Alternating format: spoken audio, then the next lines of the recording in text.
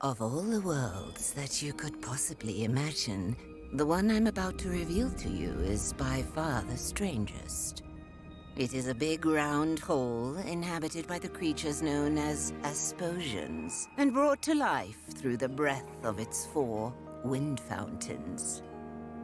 These fountains have always been guarded by the wind monks. They were one with the wind, and sometimes one with their gambling problem. Like in every culture, this one too had its own legends about the origins of the wind. The stories of gigantic wind gods that breathed life into Asposia seemed to satisfy most of its people. Even still, the Asposians were quite surprised when these creatures suddenly emerged from the wind fountains and began turning people into stone. Conroy overtook the rule of the land. For 15 years, he protected the Asposians from the wrath of the wind gods. He preached austerity and obedience to appease the gods. Those were dark times. But now you should know, that was utter nonsense. Conroy built the creatures himself in order to control the people of Asposia through fear and terror. Then one day, 3 years ago, he was defeated by a young hero. So what is the real story behind the origin of the wind? The holy dynasty of the Flute Noses has brought the wind to Asposia since the beginning of time. They live hidden deep in the forest and play their wind song in secret.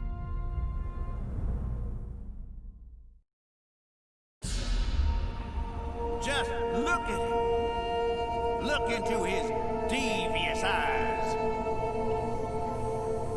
Do you see what I see, brothers and sisters? I see a traitor, a murderer, a crime against nature. It was he and his kind, them with their noses, that summoned the Basilians here, whose evil gaze they used to turn innocent Asposians to stone. They murdered our Abbot Conroy in the most cowardly fashion.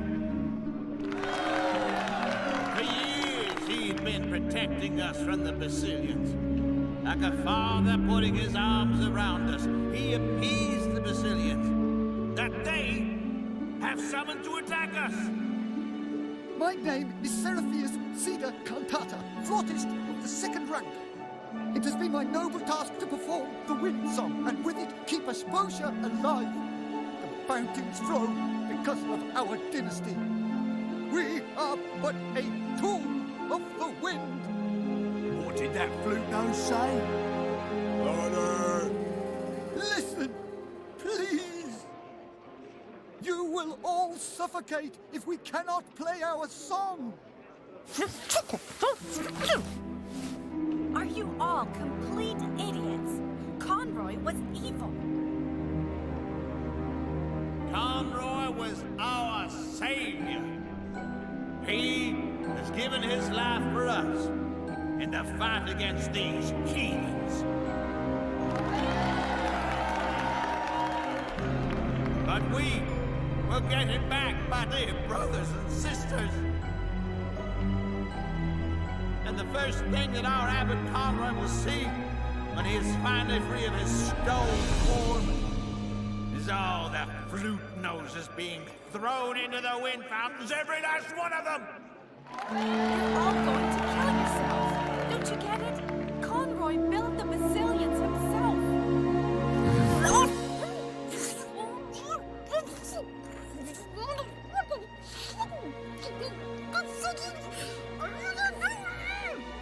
Our king will come, and he will bring peace. So says the prophecy.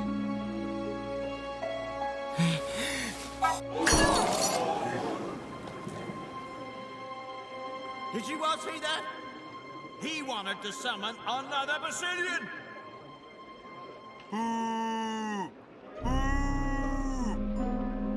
As I live and breathe, brothers and sisters, as Conroy's humble deputy, we will hunt down every last flute nose, and we will put an end to them all. And let this king come. He will be the first to greet the fountain.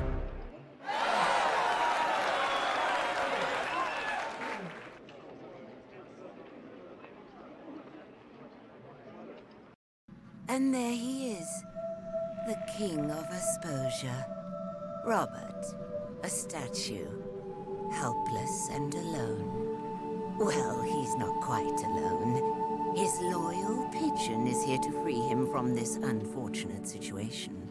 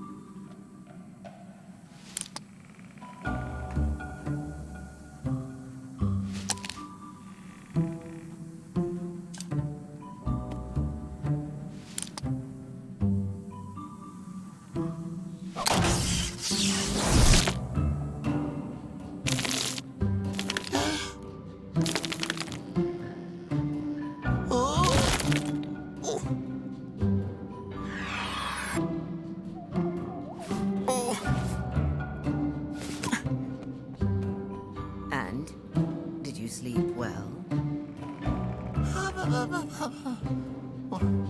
What? Where am I? Who am I? I can only remember running into the woods. Then I tripped over a basilion. And then I saw a bright flash. Oh no. I must have turned myself into stone. Who you are? You're Robert. Don't you remember? Remember what? That you're a flute nose. The son of the king. The heir to the throne. Sound familiar, child?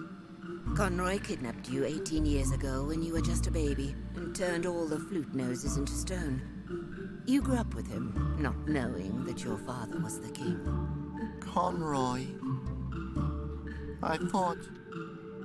Oh, all right. What am I supposed to do with you, Robert? I take you in and raise you like a son, and this is the thanks I get? You're going to sit down and repaint that until it looks decent. And what's with all those flowers? What are you, a girl? Robert, my boy, listen. Perhaps I don't tell you often enough. But it's no wonder that your parents abandoned you. No one wanted you. And if I hadn't found you and taken you off the streets when you were a baby, you would be dead right now. But now you're here, for better or worse. Now come, play me my song.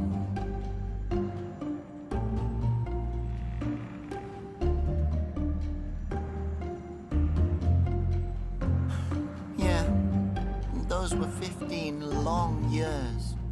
Yes, but you defeated him. Chin up, boy. Now the only question is why you're still standing around in this forest instead of finally ascending the throne. I just felt that maybe I'm not worthy of being king. I would go so far as to say you're not even worthy enough to be a shoe shiner.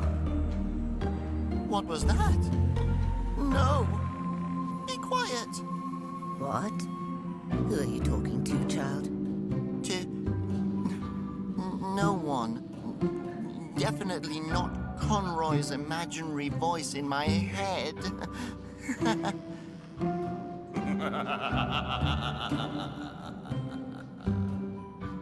Now, stop daydreaming and pay attention. The flute noses are in danger.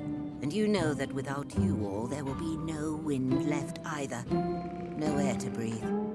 Oh, no! Exactly right, boy. But there's still hope.